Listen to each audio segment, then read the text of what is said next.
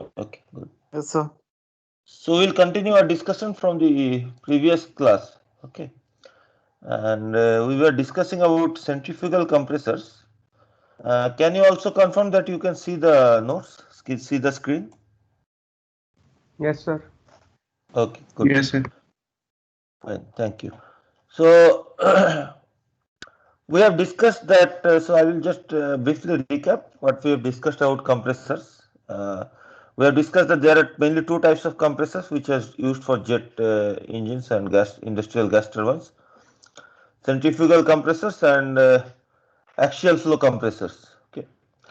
The main design for centrifugal compressor is that the flow comes in axially, means from the axial direction, and goes out radially, means from towards the circumference, from the radial direction, as we have seen in this case. Okay, so it comes perpendicular to the screen and then turns and goes along the screen and goes out along the screen from this side.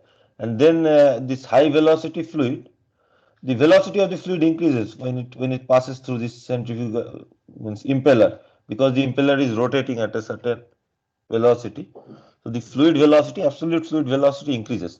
Okay, and as a result, the high velocity fluid has a lot of kinetic energy and it passes through a diffuser, and you can see that the size of the diffuser increases, cross sectional area, and it reduces the velocity. Okay, so that kinetic energy gets converted to static enthalpy and rise of static pressure.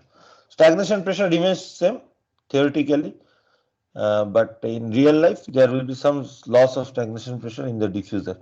So the initial stagnation pressure is very low, which is the inlet pressure P01. After the impeller, the pressure becomes very high, P02, stagnation pressure P02, because of work input.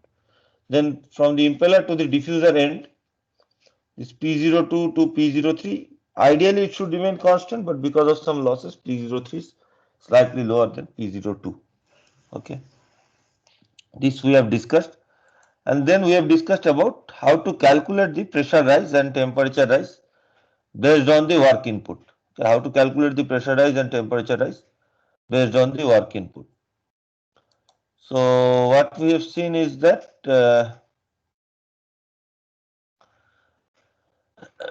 this we can just take the impeller for the calculation. Okay, the other parts, what were the other parts? The inlet section, which is just say part of the impeller from where the flow enters, so near the impeller eye.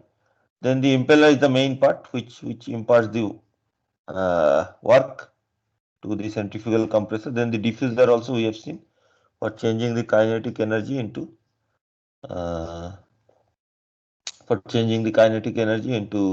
increase in static enthalpy and static pressure and temperature. And then there is the casing which may or may not be present to collect all the flow and move it into the uh, axial direction to the just wait on for a minute. Okay.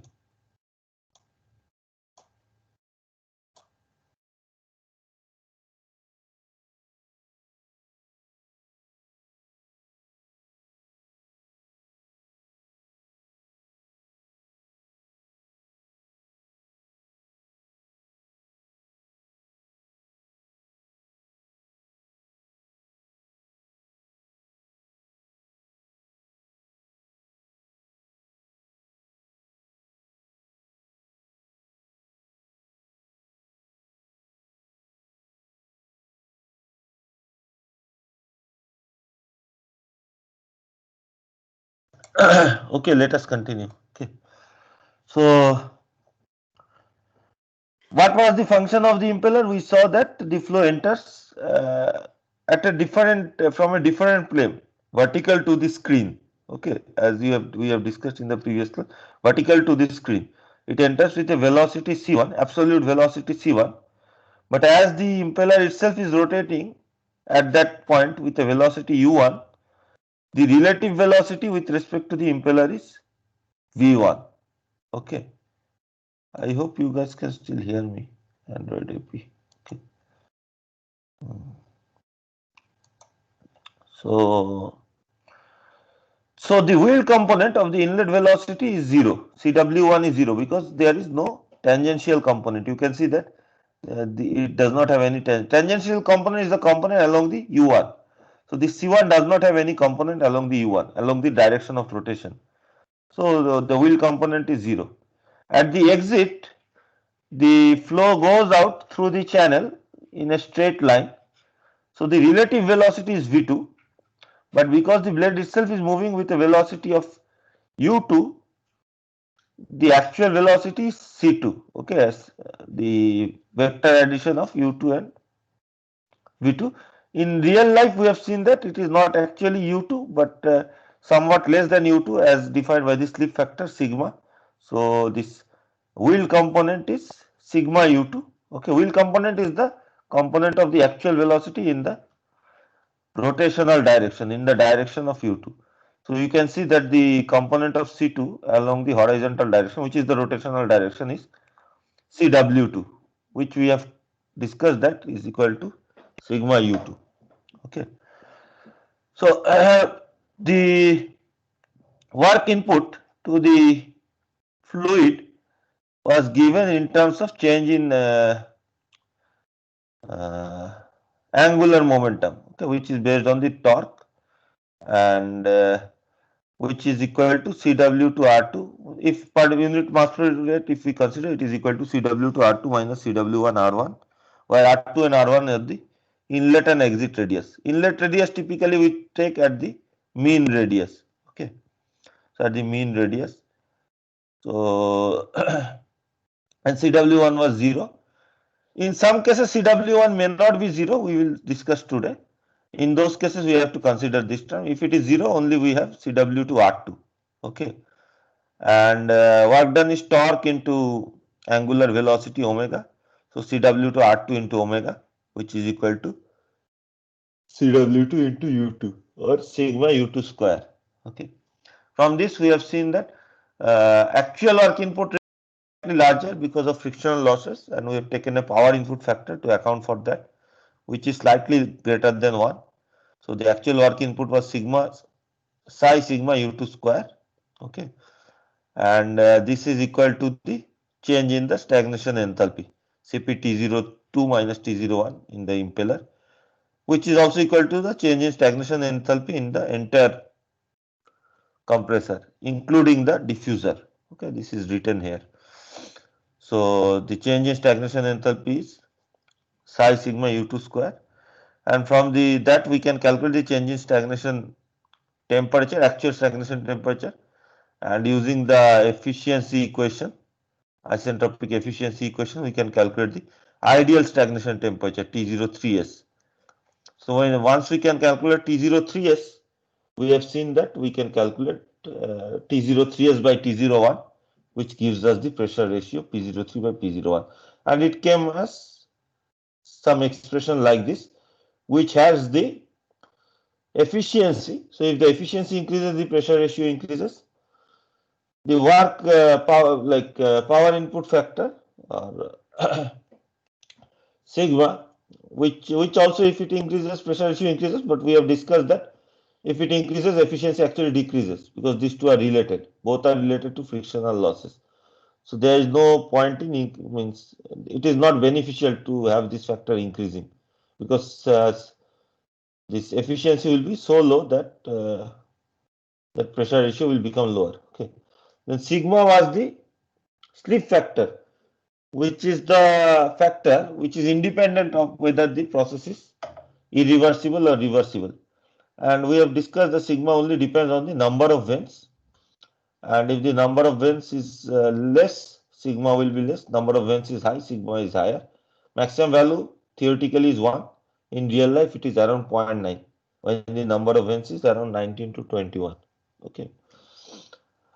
The other factor which can control the pressure ratio was U2, means the outlet velocity, and this is controlled by the centrifugal stresses. You cannot indefinitely increase it. The maximum value is controlled by the centrifugal stresses. And the inlet conditions also are part of the equation, but the inlet temperature anyway is is not under control for the centrifugal compressor. It depends on the upstream conditions. So this is how we have seen how the pressure ratio develops. Okay. So one point which also we had discussed in the previous class was that for the inlet section, so this is we have discussed in detail if you go back to the video. So because the radius changes for the inlet, outlet the radius is at the same point, means all the outlet flow occurs at the same radius. But for the inlet, because it is perpendicular to the screen, the inlet starts, so some of the fluid enters at the hub section, which has a radius R1H.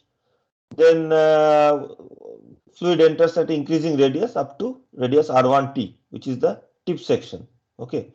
So because of that, the velocity of the inlet triangle, in the velocity inlet triangle, the inlet blade velocity actually changes because it depends on the radius. It is omega into R. Okay.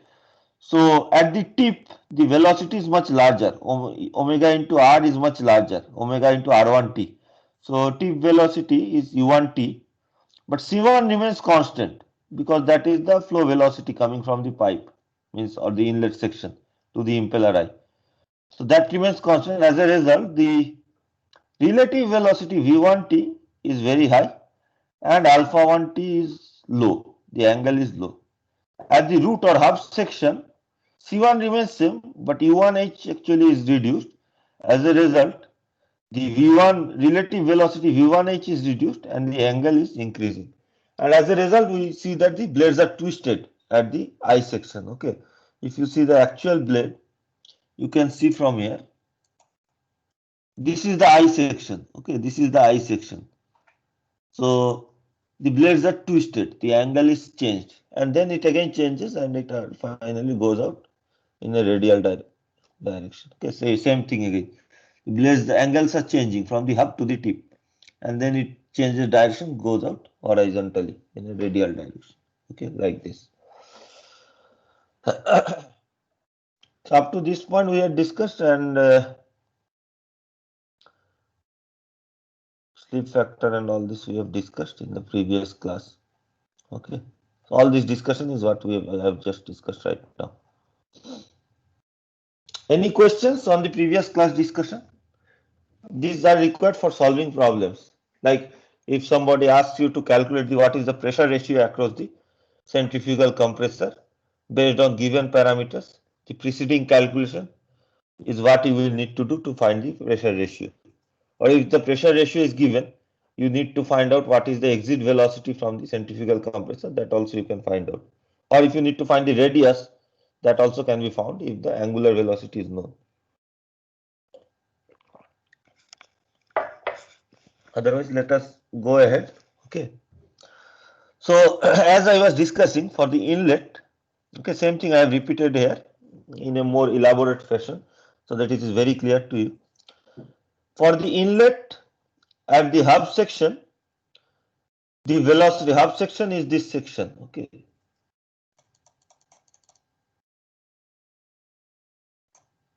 Hub section is the starting from point where the inlet occurs, which is the starting point of the eye. Eye is the annular region. Okay, so you can consider that two cylindrical pipes are attached to your screen, extending from your skins, and the flow occurs in between the two cylindrical pipes.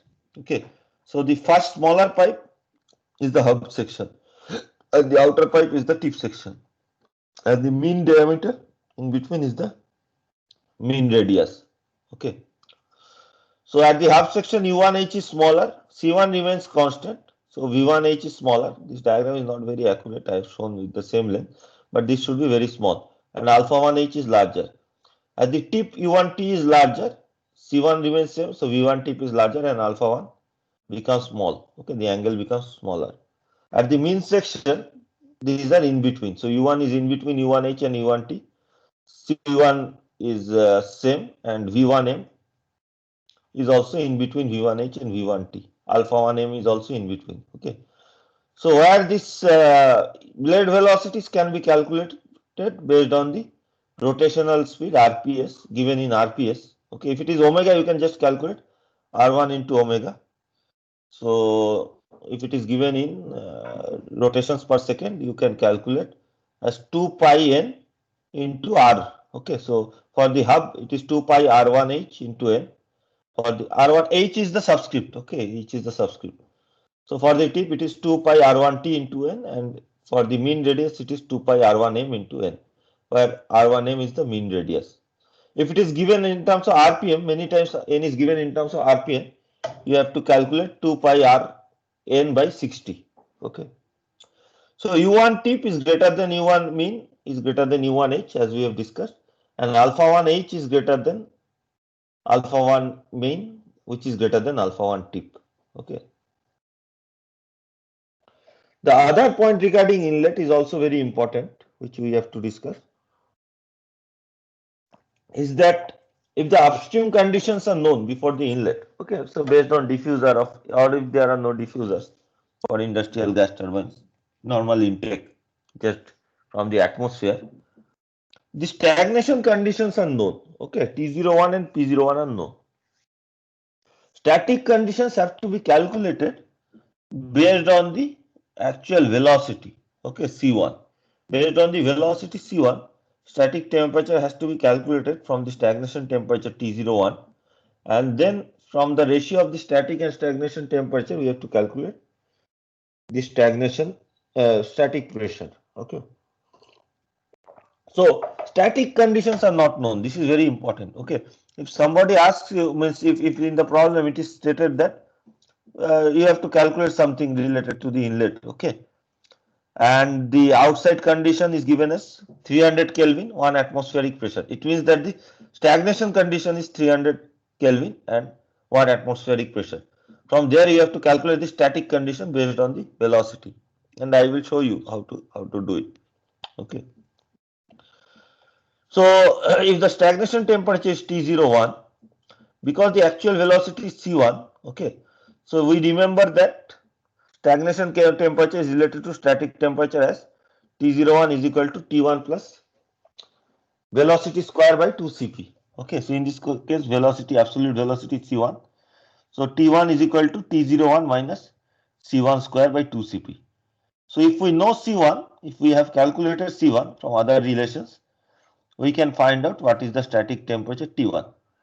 If we do not know C1, and it depends if the area is given and mass flow rate is given, we have to calculate the density to find out the velocity C1. I will give you some problem most probably in the in those cases you can check. Okay. So if the area is given and mass flow rate is given, so we know that mass flow rate is equal to density into area into velocity. So mass flow rate by area will give you density into velocity, but density itself will be unknown, and density is equal to P by RT. So in that case, static pressure P and static temperature T needs to be calculated. But because velocity is not known, you cannot calculate static temperature and pressure. So we have to assume some value of static temperature and pressure. And based on the means in real life how it is done, we have to assume some value of static temperature and pressure. And based on the static temperature and pressure, you have to calculate the density. And based on the density, you have to calculate the new velocity C1.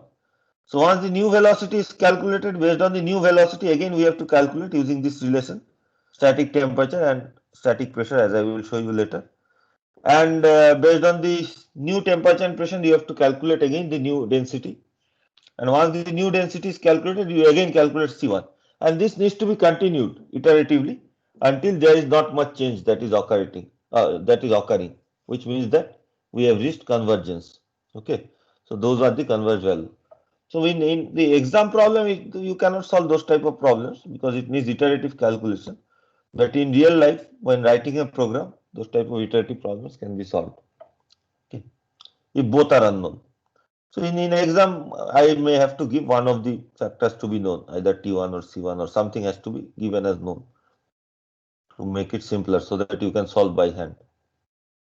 So if the static temperature is calculated using this relation, then the static pressure can be calculated based on the remember the stagnation pressure is already known from outside condition. So P1 by P01 equal to T1 by T01 to the power gamma by gamma minus 1. Okay, and this assumes that there are no frictional losses that are occurring. So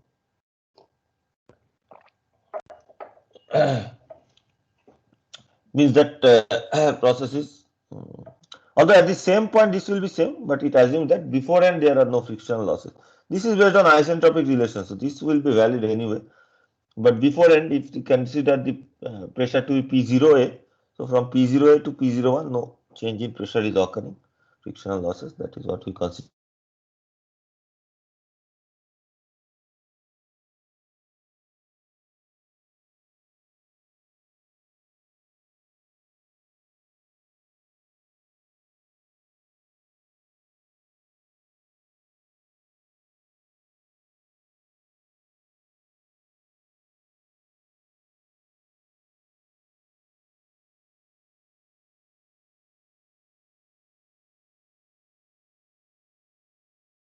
Therefore,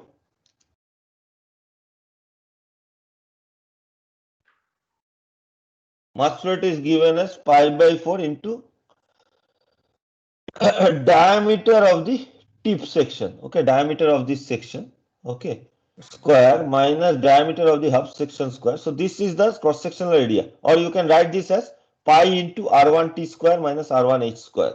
Okay, pi into R1T square minus R1H square. Okay, this is the cross sectional area through which the flow occurs into CA1. CA1 is the axial velocity of the flow. Okay, in this case it was C1, it was equal to C1. Okay, in our case we have seen that the axial component is perpendicular to the u1 direction. So this is equal to C1, but C1 need not be always in the axial direction. If C1 is in other direction, then you have to take CA1, okay, axial component into rho 1, okay. So CA1 is the axial component of C1, and D1T and D1H we have already calculated.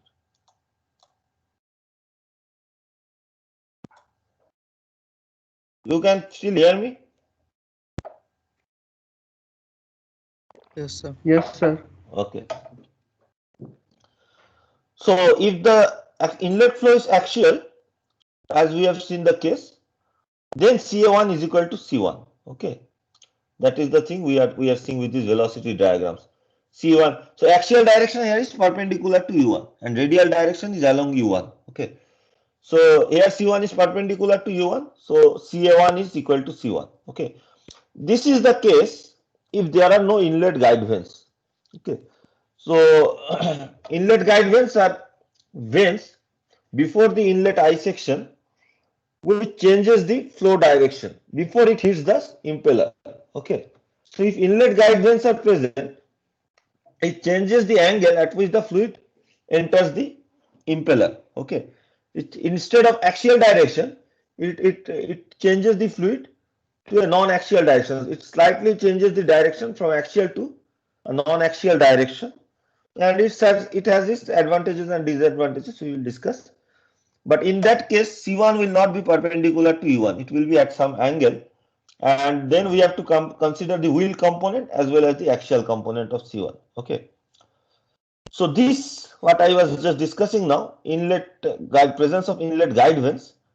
This is known as inlet with pre-wheel. Okay, some wheel is already given to the inlet guide vanes through the inlet guide vanes.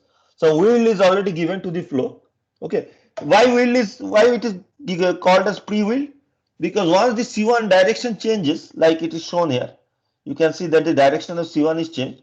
It will have a wheel component, as you can see here, CW1. Okay, because C1 has changed, now there is a wheel component CW1. Wheel component is along the U1 velocity. Okay, so now there is a component of C1 along the U1 velocity, which is equal to CW1. Okay, from going from this arrow point to this arrowhead.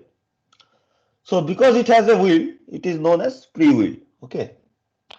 In that case, for calculating the work, you have to calculate based on this equation. CW2 R2 minus CW1 R1, as CW1 is not 0. Okay. I think I have given a problem in the I have a problem in the assignments, one or two problems, which I will upload today, and you can take a look after this discussion. You can go through them, try to solve them. Okay.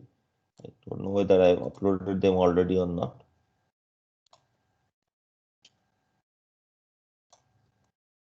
These are the codes.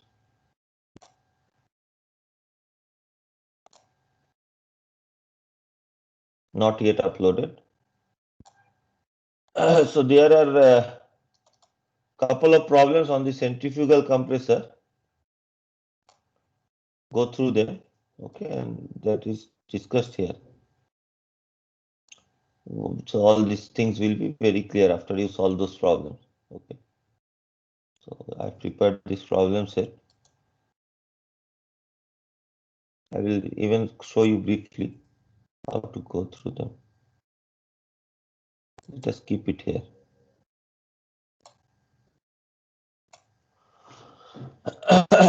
So if the inlet has a pre-wheel, you can see the velocity diagram at the inlet looks like this. Okay, let me zoom it. Velocity diagram looks like this. Okay, the C1 is at an angle and this angle is delta. So C1 still remains equal at the hub tip and mean section, and angle delta is still governed. The angle delta is the inlet guide vane angle or pre-wheel angle. So accordingly, what happens is that what is the side effect? U cannot change. U is fixed, right? U depends on the rotational speed. Means U fixed means at a point. So U at hub is fixed. U at tip is a different U. U at mean is a different U. The change that occurs because of change in the angle of C1 is that the velocity V1 reduces. Okay. If C1 is at an angle, you can compare this with the previous case. If C1 was not at an angle, because U1 is because of U1, the V1 is very long. Okay. In this case, you can see that the V1s are shorter. Okay, because of the pre-wheel. Okay, and this reduces the relative Mach number at the inlet, and that is an important parameter. You have to keep the relative Mach number to a certain value, below 0.97 or some empirical relation is there. Means below supersonic condition. Okay, or below sonic condition. So this is done by using pre-wheel in certain cases. So if you use pre-wheel, you can increase the mass flow rate for the same pre-wheel, means for the same or for the by increase the mass flow rate but still remain within the limit of the relative Mach flow number. Any questions on this?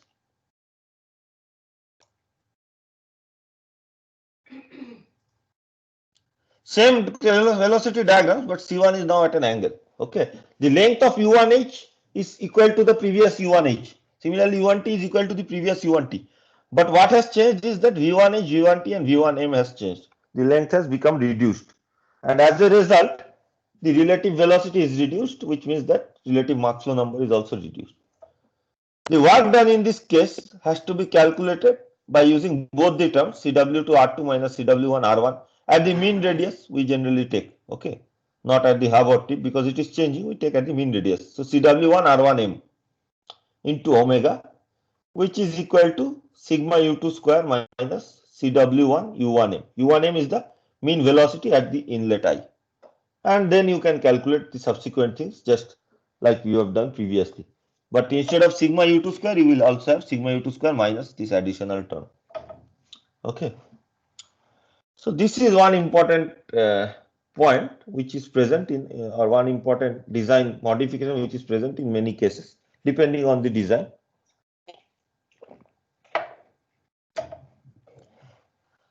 Sometimes aircraft engines will not have this inlet guide vanes.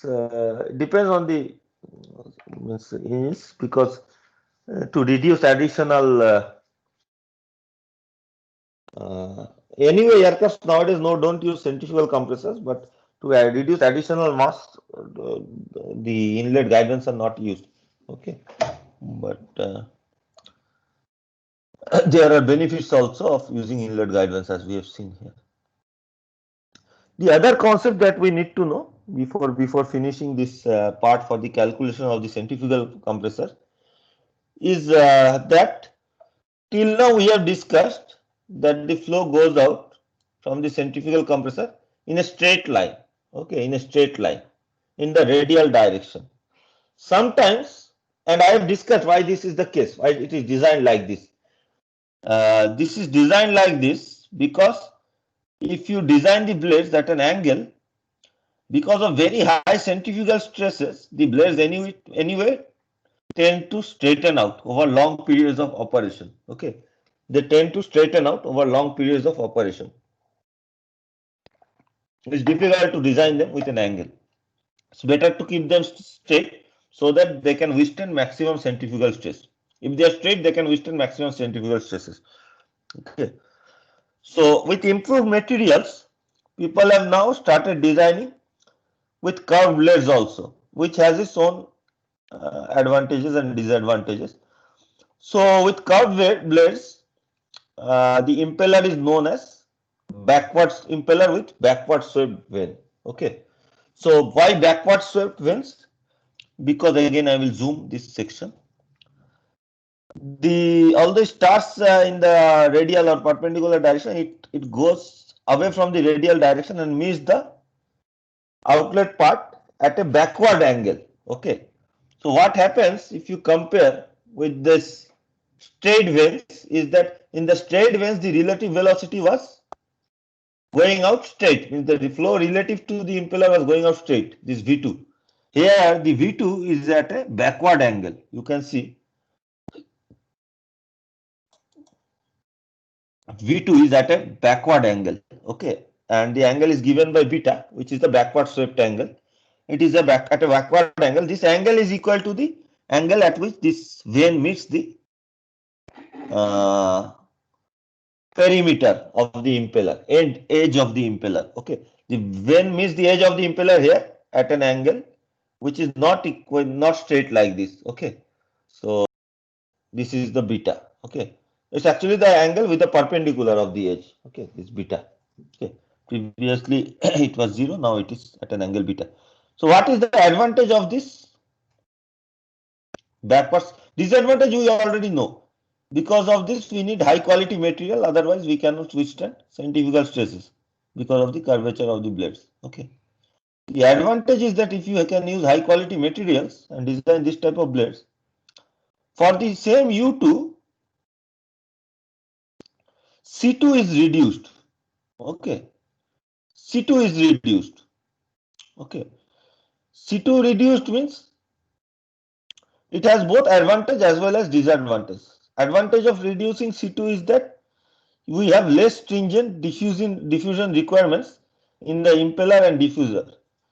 See, in the impeller as well as in the diffuser, the flow area is increasing, right? Here the flow area is increasing. Okay. Similarly, we have seen that in the diffuser, the flow area is increasing. Okay. So as a result, the static pressure, so the flow area is increased to increase the static pressure. That is the aim of the, ultimately that is the aim of the compressor, to increase the pressure. So to do that, that process is known as diffusion. So if the velocity is very high, so there will be more frictional losses. If actual velocity is very high, there will be more, means change in velocity in the impeller from C1 to C2 is very high, which is along adverse pressure gradient. Okay, means opposite to the pressure gradient, the change in velocity is occurring. And in the diffuser, we have a very high velocity at the inlet of the diffuser, which leads to large losses. So if C2 is less, losses will be less. So it means that less stringent diffusion requirement is there. Hence the efficiency, isentropic efficiency of the entire centrifugal compressor will be higher. On the other hand, if C2 is reduced, CW2 is reduced.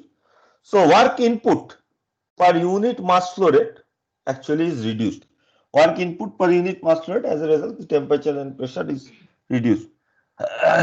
So either you have to increase the mass flow rate, okay, or you have to design in a means you have to have more stages basically. So this type of design is known as design with backward swept vanes. Any questions?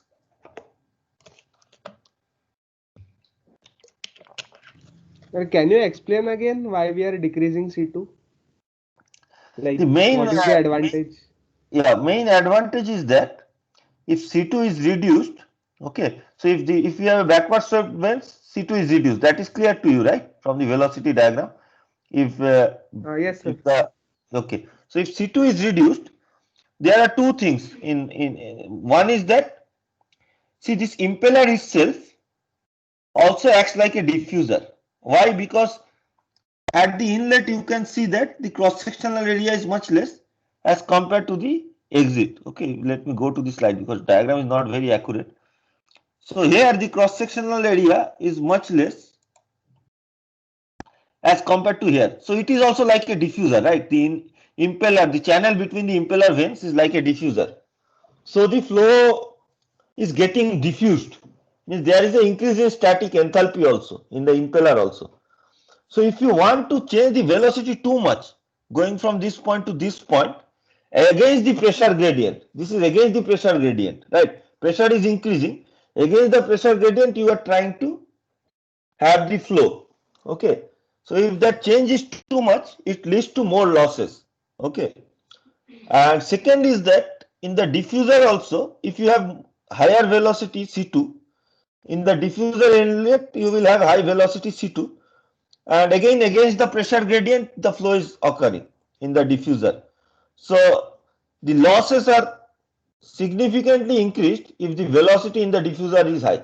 If the velocity in the diffuser is low, the flow occurs smoothly in the diffuser. Okay. If the velocity is larger, there are more chances of slow separation because the flow is occurring against the pressure gradient. Okay. So, and if you have to also increase the diffusion requirement. Means if the C2 is larger, ultimately you have to bring it to a very low velocity. So from a very large velocity, you have to bring to a low velocity. Okay. In case of smaller C2, you have to change the velocity in the diffuser by a small amount. Say this is 300 meter per second and you are bringing it to 50 meter per second. And in another case, this is 500 meter per second and you are bringing it to 50 meter per second.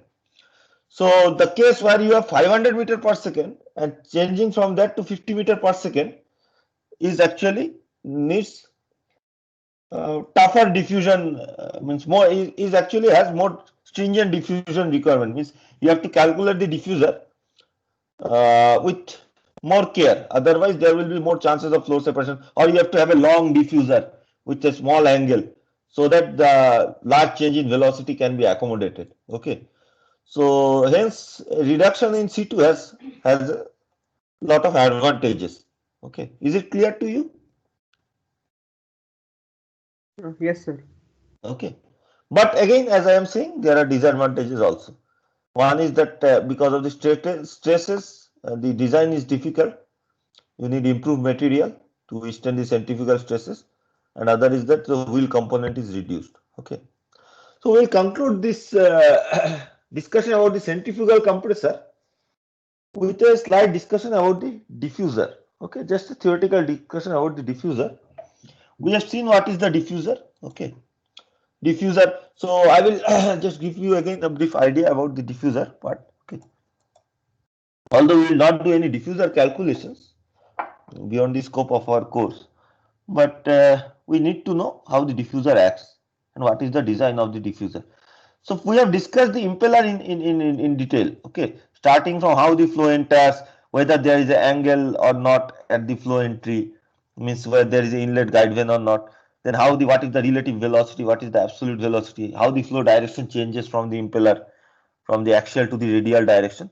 Up to this point, we are very clear. So once the flow goes out from the impeller, it goes out with a, say there is no free wheel like it is shown here. So it goes out at a straight line like this. Okay, straight line means relative to the impeller. So the absolute velocity is along the right hand direction because of the large u velocity, large blade velocity. The absolute velocity in the right hand direction as shown here if it is rotating clockwise. So accordingly, so there is a small region which is known as the vaneless space where some amount of increase in area occurs because you can see that radius is increasing. Some diffusion occurs, so the angle may change slightly. After that, you have to have the diffuser channels aligned with the flow. Now, the number of diffuser channels is not equal to the number of inlet guide vanes. Inlet guide vanes number is very high, say 19 to 21, as I have said, to reduce the slip factor. Okay, but number of diffuser can be 8 to 12. Okay, less number of diffusers are present. The flow is collected like this, and then the flow enters smoothly. So the angle is designed in such a way, diffuser angle is designed in such a way so that the flow enters smoothly into the diffuser. That is very important. If it hits at certain angle, there will be huge losses. Okay. So we need to extract as much static pressure as possible from the fluid. So it enters smoothly and the diffuser angle changes slightly. So slowly the area increases and the flow velocity is reduced. So kinetic energy is reduced and the static conditions are increased. Static temperature, pressure and enthalpy are increased. Ultimately, at the end, you have very low velocity, very low kinetic energy and high static enthalpy and static temperature and pressure. Okay. And it goes out at 90 degree into your screen, okay, in the direction.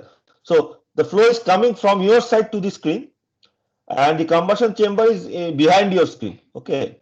So the after the 90-degree bend, it goes towards the combustion chamber. So behind your screen, it goes behind your screen, okay, like that. So the diffuser angle has to be limited to a maximum value. I cannot make it very large, means the angle should not go off like this. Okay, to shorten the length, if I think that I will just very quickly increase the area, that will lead to flow separation. So the maximum angle, based on empirical relations, the maximum angle typically is taken as 7 degree. Okay, I have mentioned this in the note also, it is already there. So otherwise it is also there in the recording. So maximum angle at which the diffuser area increases. So say if here we have certain cross sectional say length, okay. So the length increases by 7-degree angle. Okay, you can based on that you can calculate what is the length of the diffuser. So if the angle is kept small, instead of 7 degree, if I keep it 1 degree or 2 degree, the diffusion will be better because the chances of flow separation is less, but the length of the diffuser will increase for the same diffusion requirement, because for the same change in cross sectional area you need a very long diffuser for a small angle. Okay, angle means the deviation from a cylindrical pipe, means from a say what is the change in the cross sectional area. Okay, so if I keep delta, means this angle small, diffusion will be better, chances of separation is less, but the length will become larger. And what is the side effect of very large length? More frictional losses. So actually it will lead to more frictional losses because of longer length. If I make the angle very large, say 10 degree or 15 degree, the chances of flow separation is very large, okay, and it will lead to large losses, although the length of the diffuser will be small. So based on this, optimally it has been seen that 7 degree is a very optimum angle.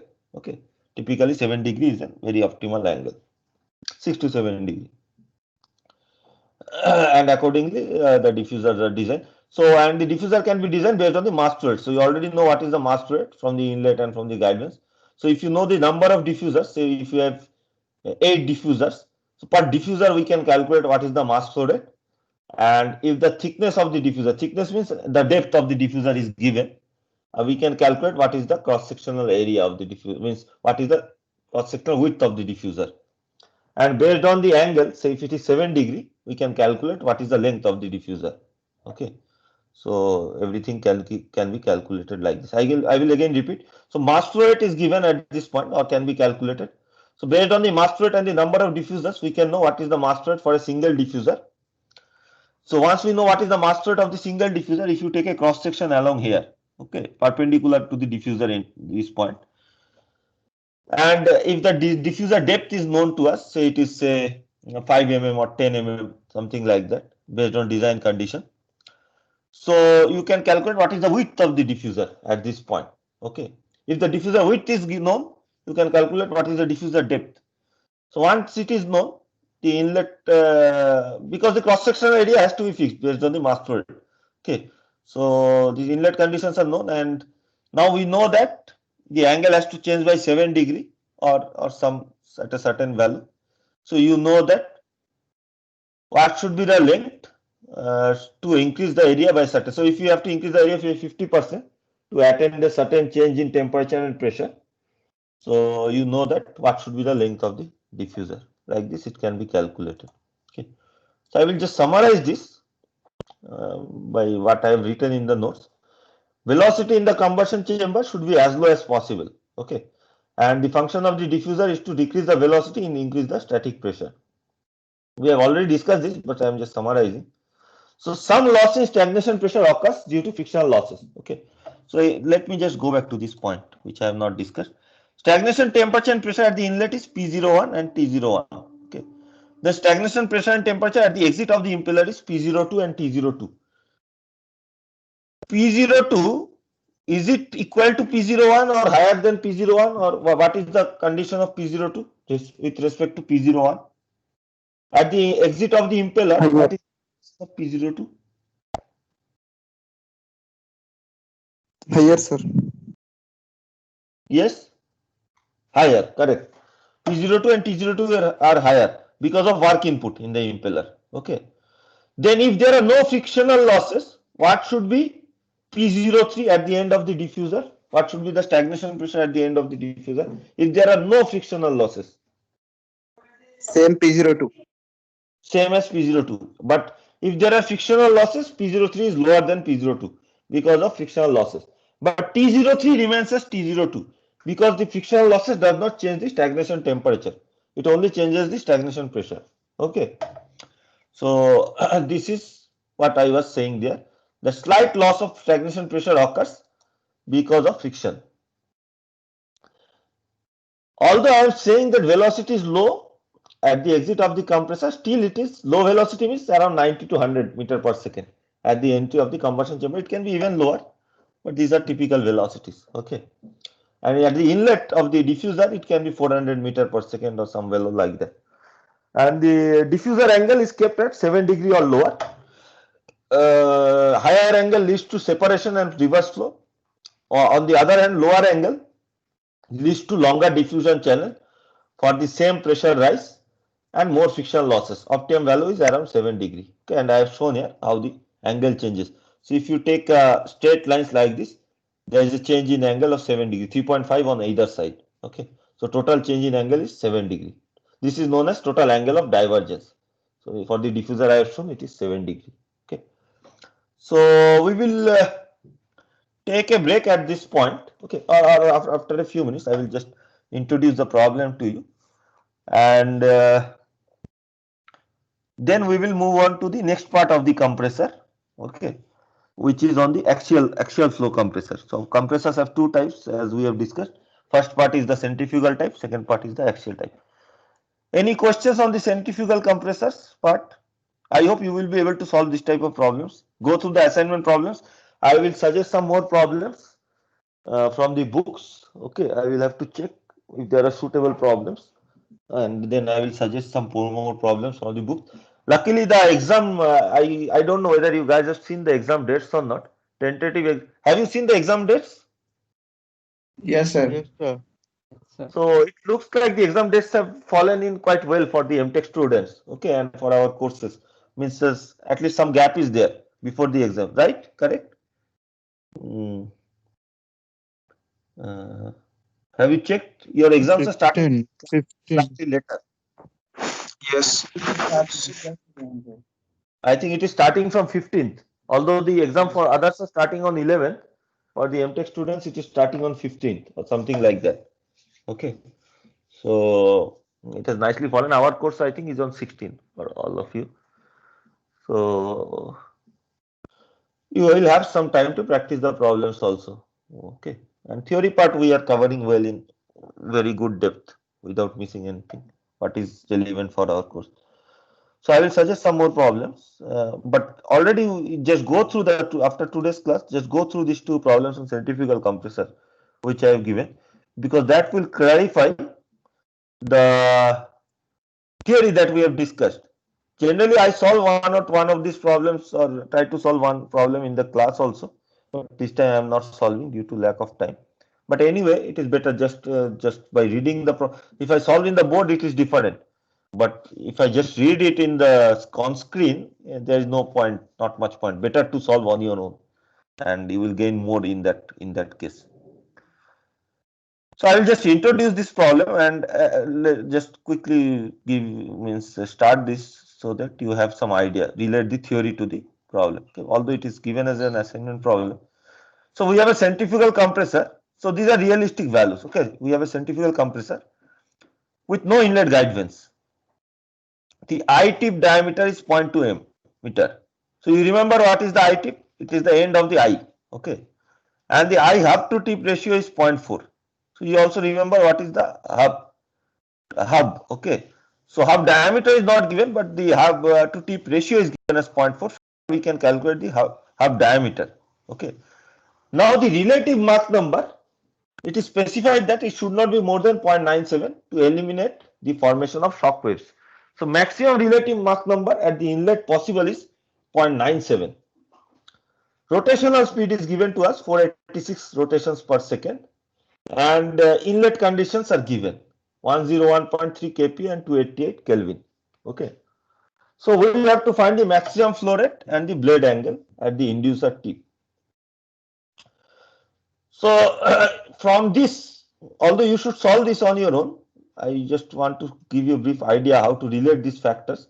Eye tip radius is given to us, eye tip diameter is given, so eye tip radius is 0.1, and based on hub to tip diameter, so let me just, if you remember the diagram, this is the diagram, okay, and these are the velocity diagrams. Better velocity diagrams were also there, right? Today we have discussed. These are the velocity diagrams. This is for the hub and this is for the tip. So we can calculate the radius at the hub, and now based on n you can calculate the velocities. Okay, that is what we have discussed. Based on the n rotational speed, you can always calculate the velocities, 2 pi r into n. Okay, so at the tip the velocity should be higher. At the hub the velocity will be lower because of less radius. And the conditions that are given, that I was saying, inlet conditions are given. These are not static conditions, these are stagnation conditions. Okay, P01 and T01. So accordingly you have to assume that these are the stagnation conditions. So I will not go ahead after this. So based on this you have to start calculating the problem. Okay, so because T01 is given, you have to calculate T1 based on T01 minus C1 square by 2Cp. But C1 is not known, so somehow you have to calculate C1. Okay, and based on this inlet triangle, and you try to solve on your own, then see the solution. In that way you will gain much better understanding. If you just see the problem and the solution, it will not lead to too much under. You will think that okay, it's easy, nothing difficult. But once you try to solve on your own, you will see that it is these things are slightly tricky, not as easy as you think. Another problem is there with the free wheel angle. As I was defining, there is a free wheel angle. Okay,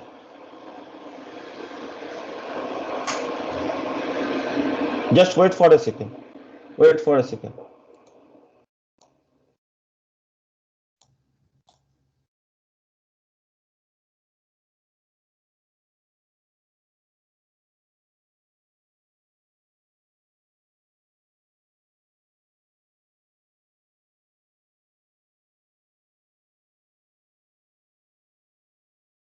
Okay, let us continue. So the second problem is with inlet guide vanes. So it has a certain free wheel angle.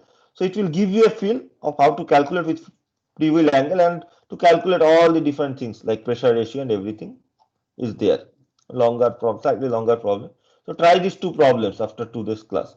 So or at least up before the next class, so that you get a certain idea about how to solve problems for centrifugal compressors. Okay. Any questions on centrifugal compressors? In the book by Syed Ahmed, these are very large sections. Okay, each of these chapters, like turbojet is a chapter, turbofan is a chapter, ramjet, scramjet, ramjets, not scramjet, ramjet and puljet are chapters. Centrifugal compressor is a chapter. But for our course, we are going to discuss the important parts only. We cannot. So that book is for 2-3 semesters. Okay, so it cannot be entirely covered. There are a lot of things like calculation of shock waves and things like that, which is beyond the scope of the course. So you just go through the parts, or if you want to solve problems, solve which are relevant to our course, not problems like there is a shock wave or something like that, which are not relevant to our course. If you want to solve for some design problem, that is different, but it is not part of our course. Yes, any questions?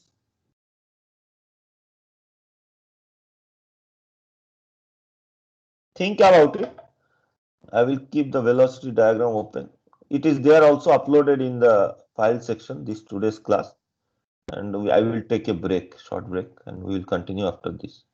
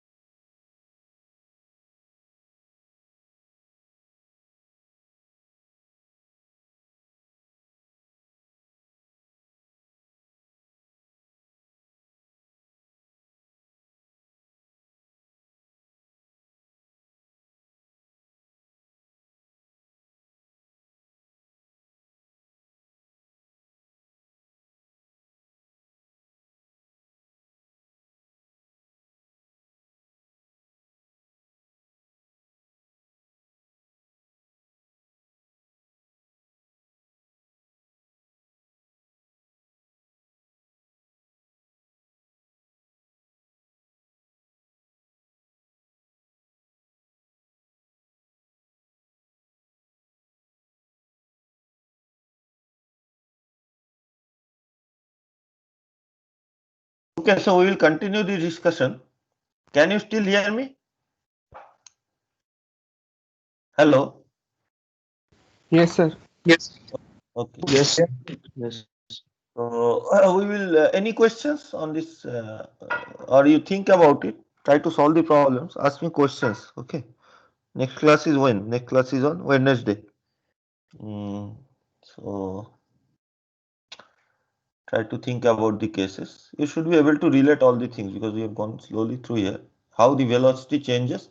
The main thing is to understand how the velocity changes, direction changes at the inlet and at the exit. Once you know those two things, it is easy to calculate everything else. Okay, and the overall structure also you need to understand. So we will move on to the next type of compressor. Compressors can be of various types, but for jet engines, these are the two types that are used, centrifugal and axial flow. But compressors can be reciprocating compressors also. Those things are we are not discussing because those are not used for gas turbines. Okay, like positive displacement compressors, like reciprocating compressors. So similar to this. So what we are discussing are known as rotodynamic compressors. Means with respect to rotational uh, means by rotating some device we are generating the compression instead of squeezing something, means like what is done in a positive displacement compressor. Okay, so that is because we need constant flow in this case. Okay, so the second type that we are going to discuss is known as axial flow compressor. So today I actually did not have access to a good scanner. I will upload scan the documents again tomorrow with a proper scanner and upload it tomorrow. I have not uploaded this document today because it has not come out properly. Okay, I have just scanned with my phone, but still it should be okay. Uh, Using some Adobe scanner in phone, I have just scanned, but the colors and other things have not come out properly.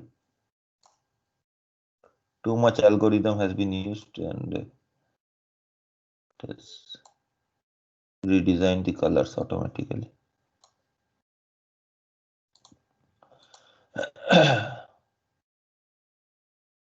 Just keep this open, slightly reduce this. Why cannot I change it?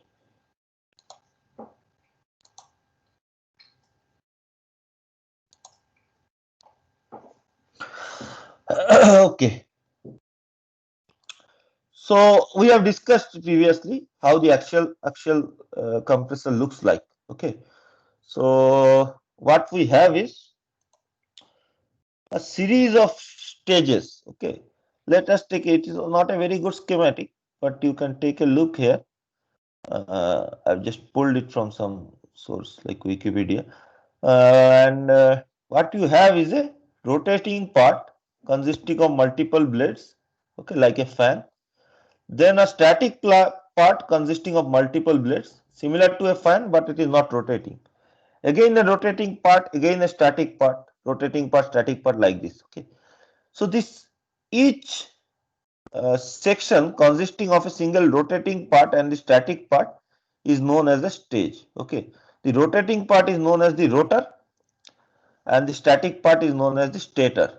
Okay, so one rotor plus one stator is a stage. Similarly, second rotor plus second stator is a stage. Okay, now the rotating parts are mounted on the shaft. Okay, on a hub which is mounted on the shaft and rotate at the same velocity as you can see in this diagram. So each of them is a rotor.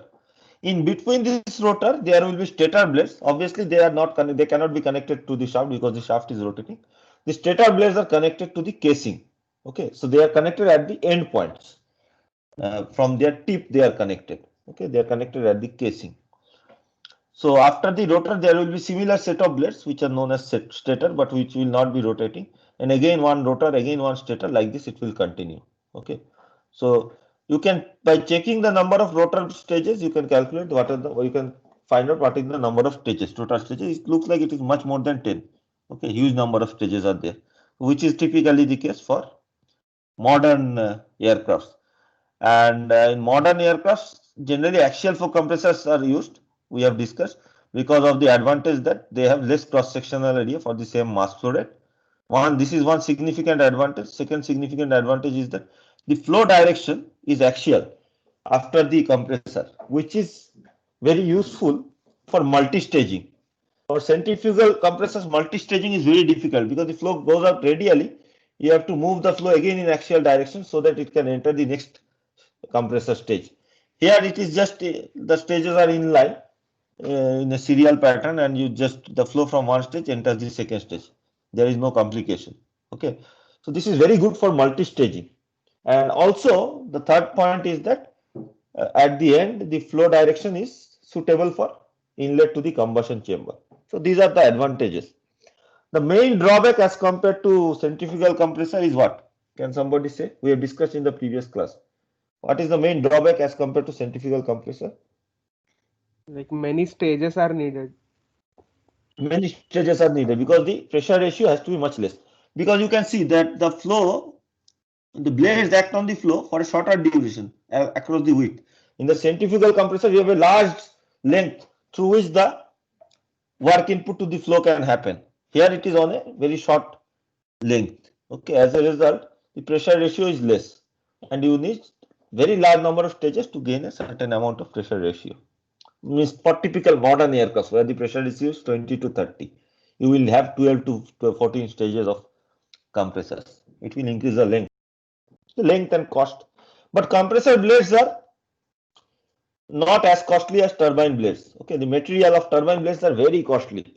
So turbine blades are actually one of the most costliest parts of the entire gas turbine. Okay, and you will see that the main reason, one of the main reasons that many countries cannot manufacture aviation engines, gas turbine engines. Very few countries actually can properly manufacture, design and manufacture aviation engines, aircraft engines. Okay, large companies like GE and Rolls-Royce and a few companies are there which can properly design. You can design, but properly designing and manufacturing them with high efficiency is very difficult. And one of the thing is that one of the main restriction is because of the design of the turbine blade. Turbine blades are very difficult to design and are very costly.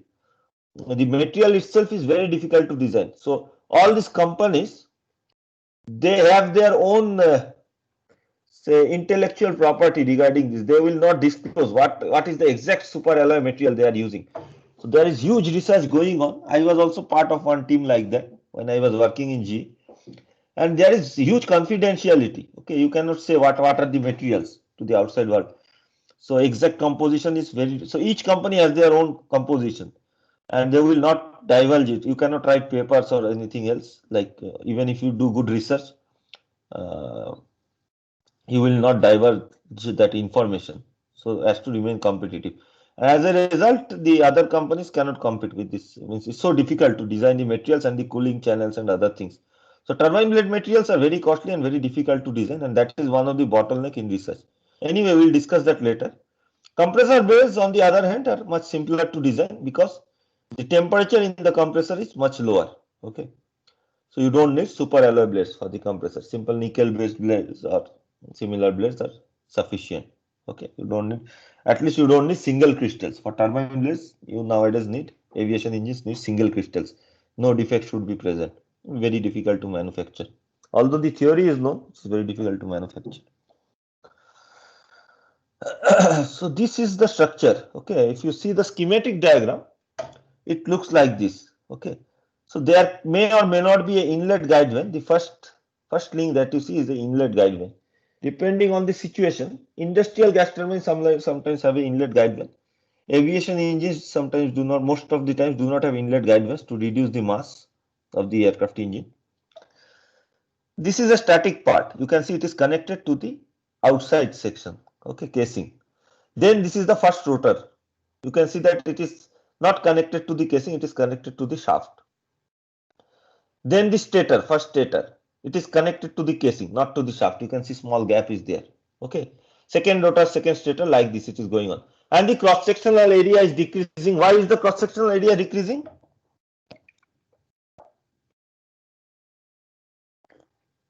Like velocity is increasing, so Velocity is not increased. Velocity is typically kept constant. Specific Getting high. Getting high. Density of air getting increased. Density is getting high. Okay. So velocity is in our control and typically it is designed with constant axial velocity. Means the axial velocity for each stage is kept similar. We will discuss later. So as a result of same axial velocity but higher density, the cross-sectional area has to be reduced. And there are other ways to reduce. Means you can keep the casing at the same height. Okay, you can keep the casing at the same height, but change this height of the hub. Okay, so hub radius can increase and the tip radius can remain same. That is one design. Second design is that hub radius is same like it is shown here and tip radius is decreasing. And there is a third design which is used oftentimes. Hub radius is increasing, means this is like a conical section. Okay, and tip radius is also decreasing, but the mean radius remain constant. Okay, in that case the blade design, if the mean radius is constant, mean blade velocity is also constant, and the subsequent stages, all the velocity triangles at the mean radius are similar. Okay. So there can be different designs like this.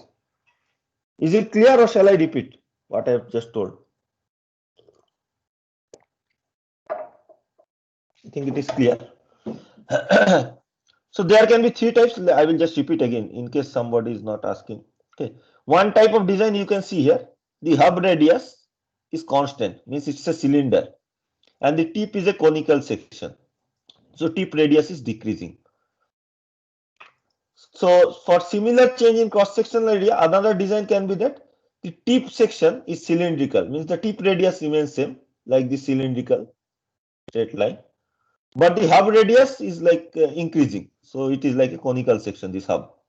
And third design can be the tip radius is decreasing but not at a high rate like this. Hub radius is also increasing but not at a high rate, but the mean radius remains constant. Okay, so these are the three designs that can be used depending on different conditions. Again, you can see the scale with respect to a man of a typical model, how large are the sizes. Okay, the compressor. Now let us go back to our calculations.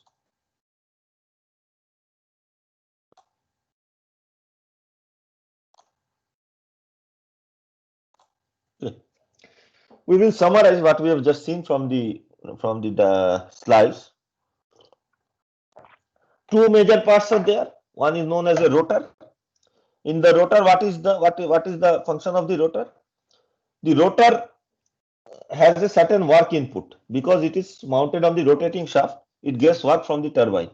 The shaft transmits the work from the turbine. As a result, it does work on the fluid and increases its kinetic energy. Okay. It also increases the static energy, static enthalpy, and also the kinetic energy.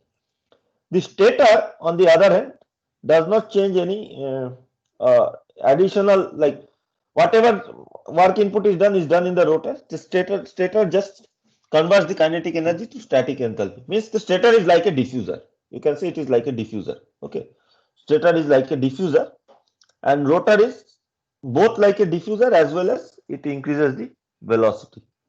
Okay. So one stage is it comprises of a single rotor and a single stator. Okay, one rotor and one stator. So rotor may have 20-30 blades, stator may have also a lot of blades, and they correspond to each other. Okay, so this is a single stage, and the calculations are done based on single stages. Okay, unlike steam turbines, which you might have read in power plant engineering classes, where there are different types of design like impulse turbine, reaction turbine. In this case of jet engines or gas turbines, all the turbines are reaction turbines. We will discuss these things in the next class anyway. But all the turbines are reaction turbines. No impulse turbines are present. Okay. All are reaction turbines. Means both the stator and rotor and stator has change in static enthalpy. This we will discuss in the next class. Okay, what do we mean by reaction and degree of reaction? But please note that there are no impulse turbine for gas turbines. Means even if we study, there are actually no impulse turbines. No turbines in which the rotor does not do any diffusion process. Okay, so all are reaction turbines. So we can draw the velocity diagram and blade diagram like this. Okay, now you have to correlate this diagram with the image that you have seen in this case, with the flow direction and image, that because I am not present in front of you in a like in front of a board, I cannot show you the actual how it is occurring. So you have to imagine what is the flow direction and flow angles, how the flow comes in. So the flow comes in like this, right? I think this is the best way. Flow comes in with along the blade and goes out along the blade. So it is always aligned with the blade. Okay, whether it is rotating or static does not matter. It is always aligned with the blade, and based on the blade angles, the flow angle also changes. So if the blades are curved, blades will have to be curved to change the angle. The flow angle changes, and it enters the next part. Okay, next. So it enters the rotor at a certain angle, goes out at a certain angle, then enters the stator at a certain angle, goes out at a certain angle. Like this, it happens. Okay, enters smoothly and goes out smoothly. So this, if I draw a cross section at this mid section, okay, if I draw a cross section at the mid section, starting from say the inlet guide vane, if it is present, inlet guide vane, one rotor blade and one stator blade. Okay, so these first three lines, there is a cross section, and you see that cross section. Okay, it will look something like this. So think about a cross section. You have cut the blades along the mid section. You have taken the blades and cut them along the mid section, but they are still mounted. Okay, then it will look something like this. Okay, and this is the flow direction now. Okay, so we have changed the flow direction, this flow direction. So you have rotated this so that this is the flow direction. So first you have the inlet guide vanes, then the rotor and the stator. Okay, so this is how the angles will look like. Okay, so first we have the inlet guide vanes. The entry to the inlet, I have not drawn it very correctly. Entry to the inlet guide vane should be perpendicular. Okay, it comes from the, it will be perpendicular, but should be vertical. Okay, please note that the inlet to the inlet guide vane is vertical. Okay, then after the inlet guide vane, what happens in the inlet guide vanes? The flow angle gets changed by a certain degree. Okay, so because the guide vanes, these are like aerofoil structures, and the passage area either can remain constant or change. For the inlet guide vane, the passage area does not change much, but the other cases it changes. Okay, so the flow area change, the flow direction changes. It goes out with angle alpha 1. Okay, you can see it here. I will increase the size. The flow goes out with an angle alpha 1. Okay, this is the inlet angle for the rotor section. Okay, so the outlet angle of the inlet guide vane is the inlet angle for the rotor section. I will come to the rotor next, but this is the function of the inlet guide vane to change the angle. Okay, if no inlet guide vanes are present, as in aviation engines, the flow will come at zero alpha 1. Okay, alpha 1 will be 0. It will come straight towards the inlet blades. Okay, it will come straight towards the inlet, the rotor blades. It will come straight towards the rotor blades. So after this, so these are static blades. Okay, so the flow enters the rotor section. Now the direction of the rotor movement is shown by the arrow here. Okay, again you have to imagine this with respect to the diagram. Okay, in this diagram,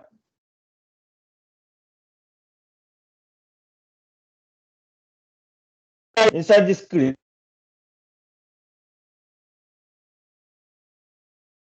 so it shows up here as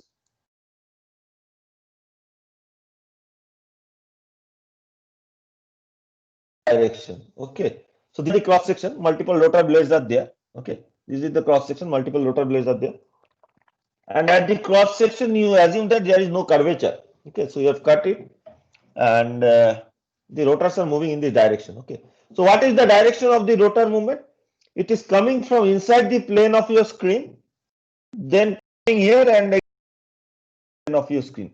Okay, it is rotating up inside from inside the plane of your screen, coming in this direction perpendicular to the screen where you have taken the cut section, going again inside the plane of your screen. Is the movement of the rotor clear? Because that is very important. Or any doubts are there regarding the rotor direction in this velocity diagram, in this schematic diagram? Can you relate this movement to the actual rotor? Actual rotor, the rotation is occurring where? From rotation means shaft is rotating. So these blades are going, say, from your direction to the plane of the screen and beyond the plane of the screen. It is rotating like that. And this blade is coming from beyond this plane of the screen towards the plane of the screen and coming out of the plane of the screen. So this is the rotation direction. Okay. So if you just take that in from the other direction, you can see that this will be the flow direction, rotor direction, not flow direction. Okay, with respect to the flow direction, like this. Think about this case. Any doubts here? I'm pausing here because this is the tricky part. The movement will be matlab means if alpha is not there, then perpendicular to flow direction, na? If alpha is not there, the flow comes in straight from the top. So the rotor movement will be perpendicular to that flow Rotor direction. movement is perpendicular to the flow direction. Yes. And that rotor, is showing here only that in other plane. Yes. Yes. Rotor movement is perpendicular to the flow direction. Okay. So if you go to this, flow direction is this direction. If you forget the inlet guidance, flow direction is this direction, and the rotor movement is perpendicular to that inside the plane. Okay. Yes, sir. That only you have to think about. Okay. So now we have to draw the velocity diagrams because we have both because the rotors are moving. The actual velocity or absolute velocity is different, and the relative velocity with respect to the rotor blades are different. So what is the actual velocity? Say the actual velocity is C1 because we have inlet guidance. It is at an angle alpha 1. If there are no inlet guidance, C1, this alpha 1 will be 0. C1 will be vertical. Okay. If there are inlet guidance, C1 is at an angle alpha 1. Okay. And the blade is moving, rotor blade is moving towards the right hand side with velocity u. How will you calculate u?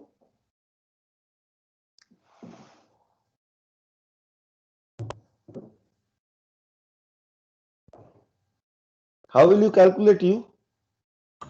Mean radius into omega. Mean radius into omega, correct. All this calculation is done at mean radius. Okay. So mean radius into omega. So or 2 pi mean radius into n. Okay. So this is u. So the relative velocity v1 is at an angle beta 1 and the velocity is v1 as shown here. So v1 has to be calculated like this. So see, if c1 is known and u is known, v1 can be found from the velocity triangle. So v1 plus u in vectorial addition gives you c1. Okay. So the blades see that the flow is coming at an angle v1 because blades are moving. If you are sitting on the blade and rotating along with the blade, you will see that the flow is coming with velocity v1 at an angle beta 1. Okay. So the blade angle has to be beta 1 at the inlet. Is this clear to all of you? Why the blade angle is beta 1 and not alpha 1? If the blades were static, the angle would have been alpha 1. If there are no inlet guidance, the angle will be 0. But because the blades are moving, we have to take the relative velocity angle because the blades will see that the velocity is coming at this direction. Okay. So for smooth entry to the blade, the angle is equal to beta 1. Okay. Blade angle is this. Beta 1 is known as inlet blade angle.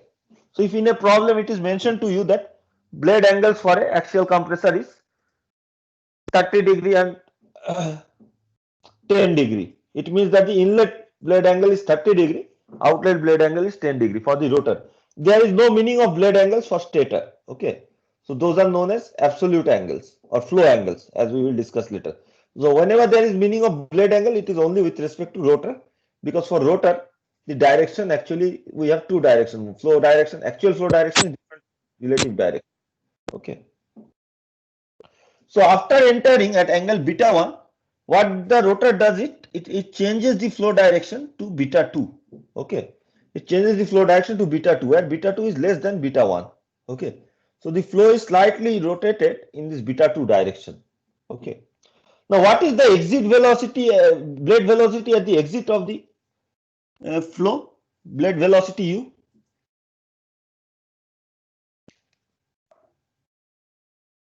It's the same. It's the same because it is the same height, right? It is the same height, so it is the same. So because of the blade velocity is still u. Okay, but now because beta 2 is reduced, okay, C2 actually increases. Because beta 2 is reduced, C2 actually increases. Okay, so the absolute velocity, flow velocity, what was the absolute flow velocity at the inlet? It was C1, it was much less.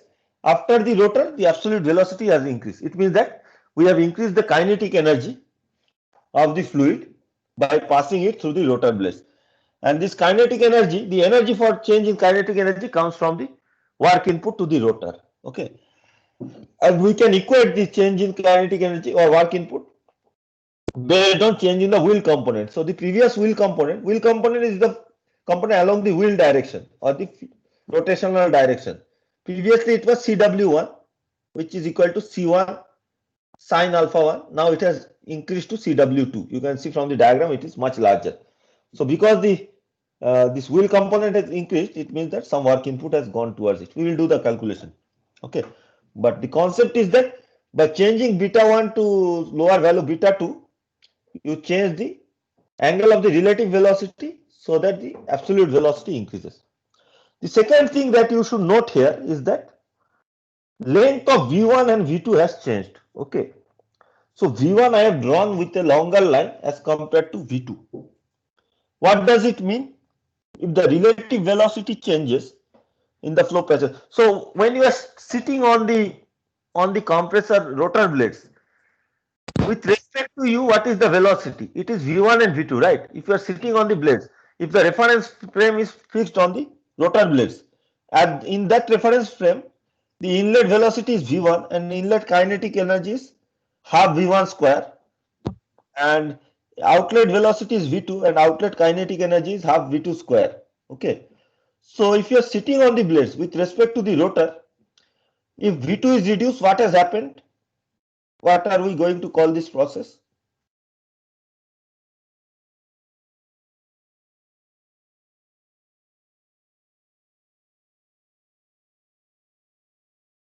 First of all, how can this V2 reduce from V1?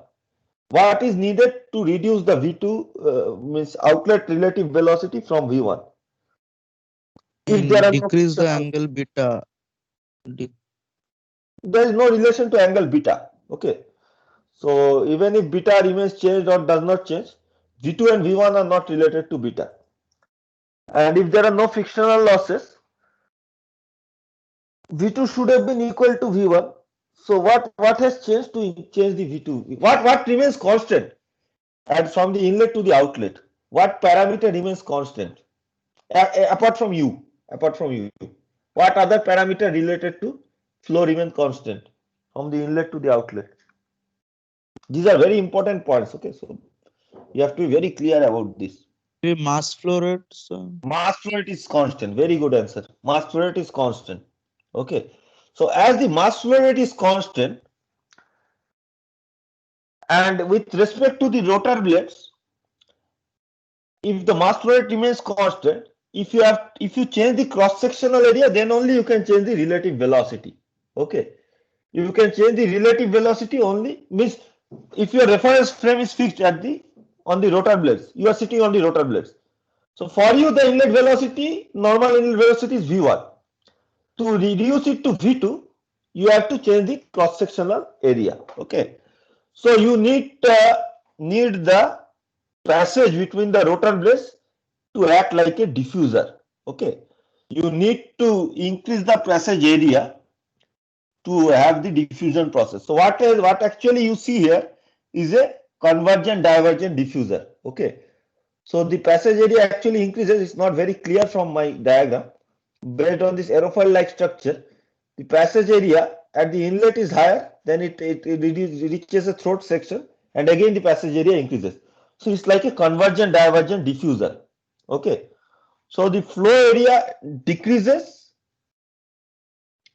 because the flow enters at a supersonic velocity, and with decreasing flow area, diffusion occurs, velocity is reduced, and once you reach the throat section, the flow becomes subsonic, and then you need to increase the area again to reduce the velocity. So it means that actually this rotor also is acting like a diffuser. And that is the main idea behind reaction stage. We will discuss later. But there is change in the static enthalpy even in the rotor stages also. Okay. Rotor also leads to increase in static enthalpy. Diffusion and static enthalpy occurs in both rotor and stator. Any doubts regarding this?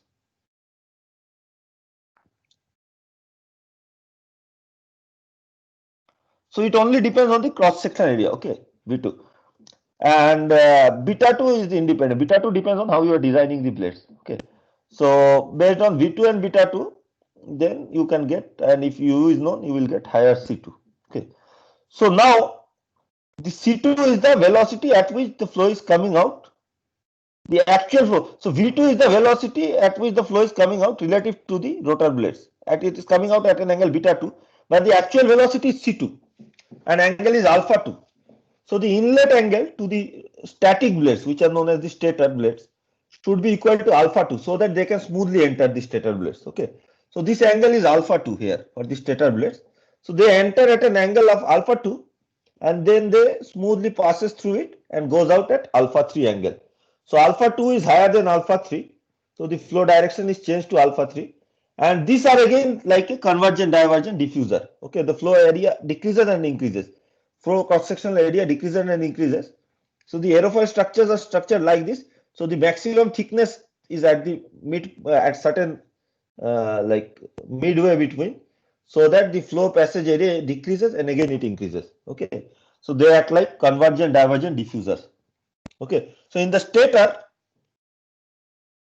again the C2 is actually very high velocity, supersonic velocity, so it is reduced to subsonic velocity and it goes out at subsonic velocity C3 at an angle alpha 3.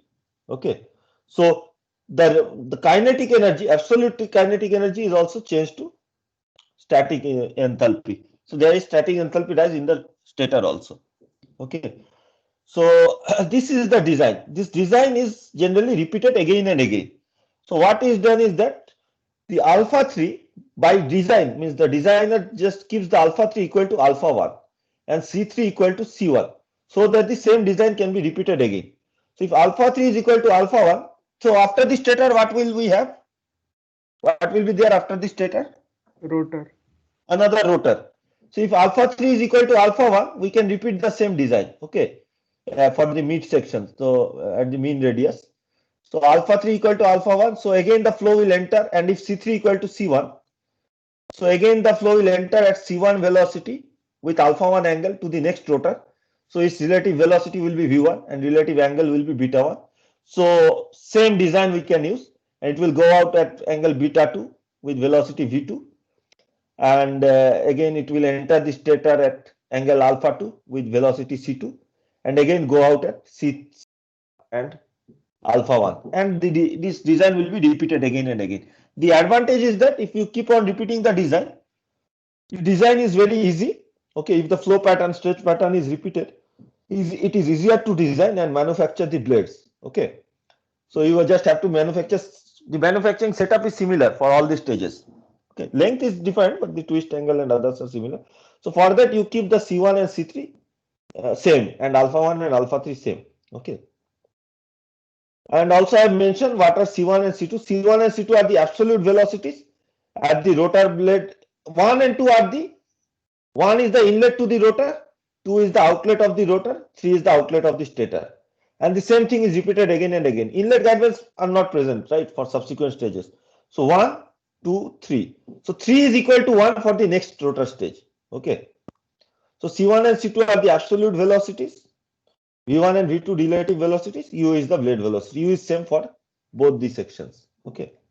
So how the function of the compressors takes place? By changing angle beta 1 to beta 2, it increases the kinetic energy from C1 to C2.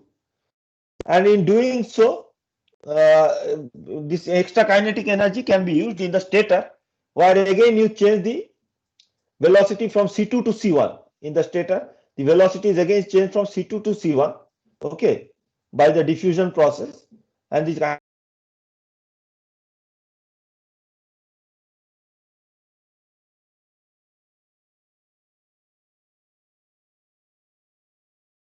the velocity is actually similar to the stator. Okay, so V1 with respect to the rotor also.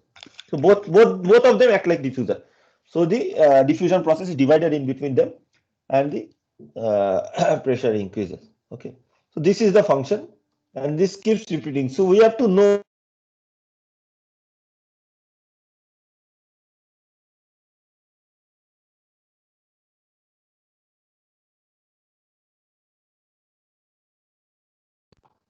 very well. Everything will be clear. When we discuss the turbines, is that we will discuss the turbines also in a similar way, but the angles will be much. The change in angle will be much larger for the turbines. Turbine blades are shaped like buckets. Okay, curved. These are compressor blades are slightly curved. Turbine blades are curved like a bucket. Okay. So the change in angle of the turbine blade is much larger as compared to change in angle for the compressor blades. So B1 to B2, that change is much smaller. What is the reason for this? Can anyone explain?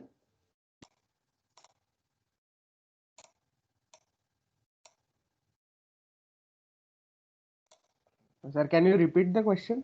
Okay. My question is, when later we will study about turbines, we will see that the blade angle changes by a very large degree. Means the change from beta 1 to beta 2 will be very large. But for the compressor, the change, you can see the blades are not very curved. In the turbine later on, we will see that the blades are very curved like this, like shaped like a bucket. Okay, like you can say like a boomerang or bucket. Here the blades are slightly twisted, slightly changed angle. So beta 1 is actually reduced, but not by a very large amount in the compressor. But for the turbine, the beta angle, the blade angle changes drastically. So what is the reason that for the compressor, the beta 1 is not changed to very large angle? Means the change from beta 1 to beta 2 is not very large. Like in compressor, we have Sir, large in number of turbine, stages. sir, We Yes, can we move, turbine. sir. We are, sir. sir, in turbine, flow occurs in favorable pressure gradient. Yes. So, Yes, sir. but so then, if you want We to can complete the answer, reduce. Sir, We there is can no reduce chance of pressure. flow separation, but in oh, compressor, sir, chances there of may flow be separation. separate. So, if you have much larger change in angle, the chances of flow separation increases. Okay, if you are moving the flow by a very large angle, so that's why you keep the angle change to a lower degree. Okay, that is the thing. So as a result, you will see later we will see that the work input and the change in pressure actually depends on beta 1 and beta 2. Because the change is small, the change in pressure is also small. You need more number of stages. Okay. Because I have scanned using my mobile, the pages have not come correctly. Let me rotate it. I will upload the correct scan documents tomorrow once I can access the proper scanner. This mobile scanner changes has too many algorithms. They change the color and everything. Means obviously this can be tuned, but I don't have the time to tune everything.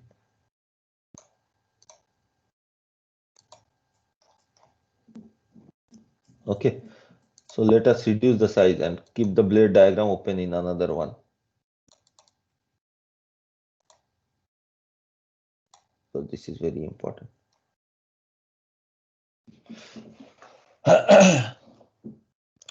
So now if you once you draw the blade diagrams, everything is very simple. Okay, I will just go through some relations. You don't need to memorize this. You just have to draw you have to memorize how to draw the blade diagrams. Okay, even not memorize, you intuitively, if you can draw the correct velocity diagrams, that is sufficient. Although I will go through this as if they are derivations, but this can be very easily derived just based on the velocity triangle. Okay, no need for memorizing all these things. While solving problems, you can just draw the diagrams and solve everything. Okay, so from this diagram, let me increase the size a little bit more. I hope it is still visible.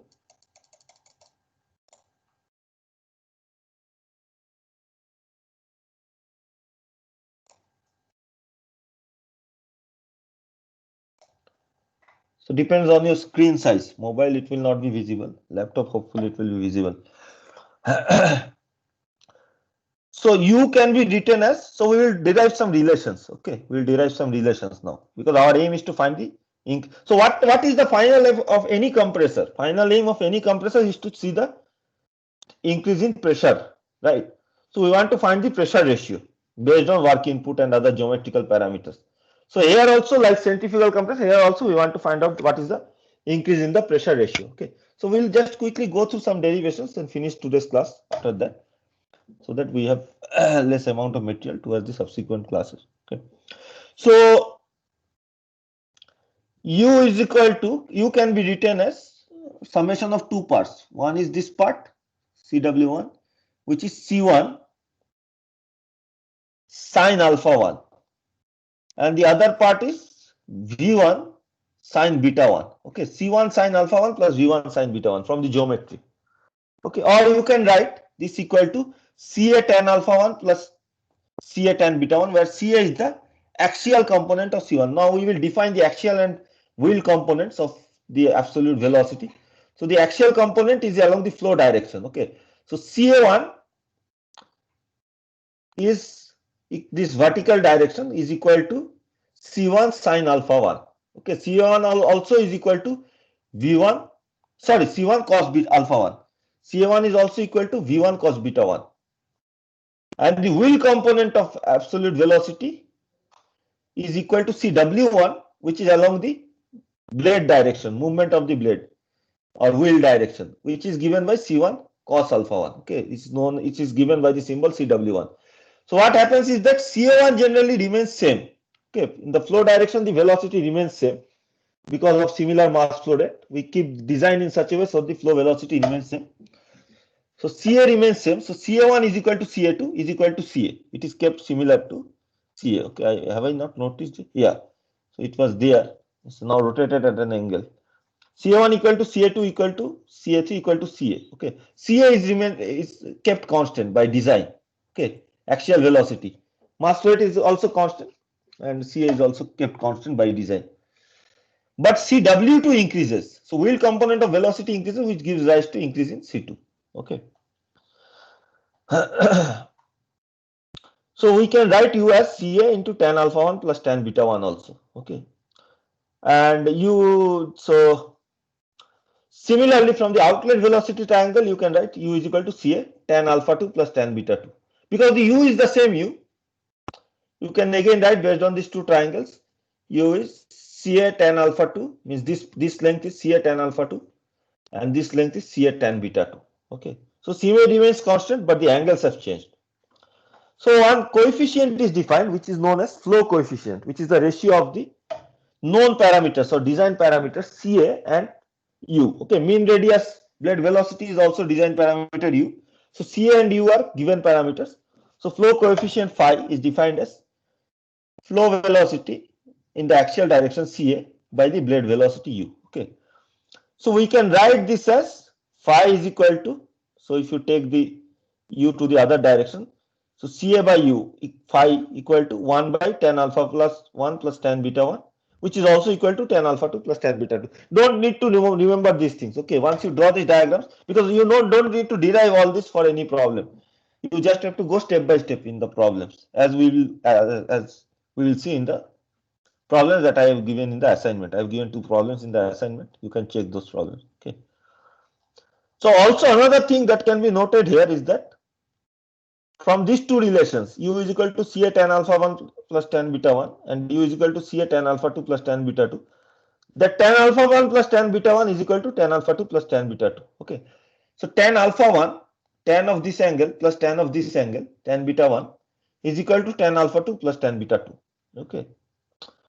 So from this above, we can write that tan alpha 1 minus tan alpha 2 is equal to tan beta 2 minus tan beta 1. Okay. Change in the angles can be represented in this way, tan alpha 1 minus tan alpha 2. Remember, alpha 2 is greater than alpha 1. So I can also write this as tan alpha 2 minus tan alpha 1, which is a positive term, is equal to tan beta 1 minus tan beta 2, because beta 1 is greater than beta 2. Okay. Now the change in the work input is given in terms of change in angular momentum through the rotor. Okay. So the actual work input in terms of mass flow rate is m dot into the change in angular momentum. Okay, so which is R into omega into Cw2 minus Cw1. So R into omega itself is U. Okay, so m dot U into, similar to our centrifugal compressor, somewhat similar to it, but U is actually same here. In centrifugal compressor there was U1 and U2. Here U remains same. So m dot into U, Cw2 minus Cw1 is the power input. Okay, that is given to the air here. Okay, this is, so per unit mass flow rate the work input is UCA. So the Cw2 minus Cw1 can be written in terms of known parameters. Cw2 is what? Cw2 is Ca, this length, Ca into tan alpha 2. So UCA, so tan alpha 2, and Cw1 is Ca tan alpha 1. Okay. So this, we have replaced Cw2 and Cw1 in terms of tan alpha 2 and tan alpha 1. So work input is equal to UCA tan alpha 2 minus tan alpha 1. Typically, these flow angles, instead of writing in terms of flow angles, these are written in terms of the blade angles, because the blade angles, rotor blades are designed with a certain blade angles. Okay, so absolute angles, blade angles are known. Even the stator blade angles are known. So alpha 1, alpha 2 are known also. But if you write in terms of blade angles, work input is equal to UCA tan beta 1 minus tan beta 2. Okay. So I will finish in 5 minutes. Okay, just bear with me for 5 minutes. And attendance I will just take from the Excel sheet, which I can download. So what we see here from this is a very important relation, is that the change in angle gives us the work input to the compressor. So if you want more input of work, more input will relate to more pressure change. Okay, as we will see later. So if you want more pressure change in the compressor stage, you have to change the angle by a larger degree. If you change by very small degree, tan beta 1 minus tan beta 2 will be small, and work input will be small, and pressure ratio change will be small. But again, what we have already discussed, if beta 1, tan beta 1 minus tan beta 2 is large, if you want large work input, then what is the problem? If tan beta 1 minus tan beta 2 is large, Flow separation. separation will be there. Flow Okay, separation. so that's why it cannot be arbitrarily large. Okay, so but you can see that depending on the change in direction, we get the work input, and this will relate to the pressure ratio also, as we will see later today. Just we will finish with the pressure ratio, finish this derivation. Okay. This So is W work for one stage, no sir? Always we are discussing about one stage. Okay. So multiple stages we have to discuss separately. Okay. But if the same stages are repeated again and again, we can assume that U is going to be similar at the mean radius. If the compressor is designed like that, and CA by design is kept fixed. Okay. For all the stages. So if we keep the angles also, like I was saying, the design is also kept similar. Tan beta 1, so beta 1 and beta 2 are similar for all stages because of manufacturing advantage. So the work input for all the stages will be similar like this. You see a tan beta 1 minus tan beta 2. It will be just kept on repeating again and again. Okay. So we have to add those work inputs. Is it clear, your question? Yes, sir. Okay. I think let us pause here itself. Okay. Because next part I want to put some more depth to this discussion. Otherwise, it will not be very clear to you. And we will discuss this part in more detail in the next class, because this is key to understand what happens in the TS, both static and stagnation conditions. And once you are very clear about this part, everything else will just fall into place. So we will continue this discussion starting from the derivation part in the next class, in our Wednesday class. Okay. So it is better to stop here, because otherwise if you just, yes, tell me. Nothing, sir. Okay, we will continue this discussion in Wednesday's class. I will upload the notes tomorrow by properly scanning them. Okay, because here they have come in, although they are legible properly, but come in rotated direction. So again, you have to rotate and rotate. So slightly more, slightly less user friendly. Okay. So we'll stop here. And I request you, all of you, to go through this solved problem for the centrifugal compressors. so that you get a good idea about how to solve. Then for the axial compressors, in the next class, after the next class, you should go through the solved problem for the axial compressor in Wednesday's class. Okay. So once we go through the axial compressor part, then we will finish the compressor section. And I have a few slides on the I have already uploaded the slides for the entire course based on our syllabus at the beginning of the course. So you can so that is not going to change. So we are going to cover all the material that we have targeted. So the slides are present here. So you will see that there are some slides on the combustion chamber. So those we will discuss, and then we will finish with a brief calculation and discussion on the turbine. So everything. So luckily, actually, because you have allowed so many extra classes, we could finish everything on time, which is good. Means I could finish the entire syllabus without reducing anything. Okay, without reducing the course structure, and because it is very important also for all of you to go through all these parts. So we did not compromise on the course structure in that case. Course structure or course quality. We are going at a slow pace. So I thank all of you for going through all the extra classes. No extra class will be required anymore. So we will finish based on the classes that are left. So Wednesday, Thursday, and next Wednesday. So that will be sufficient to finish very comfortably. So I will upload the videos, go through them. Any questions? Attendance list I have to download. I will give attendance based on the attendance list. Hello. Yes. Sir, I got disconnected 1 or 2 times. So mark my presence. If your name is, even if you're there for 2, like, let me just stop the recording.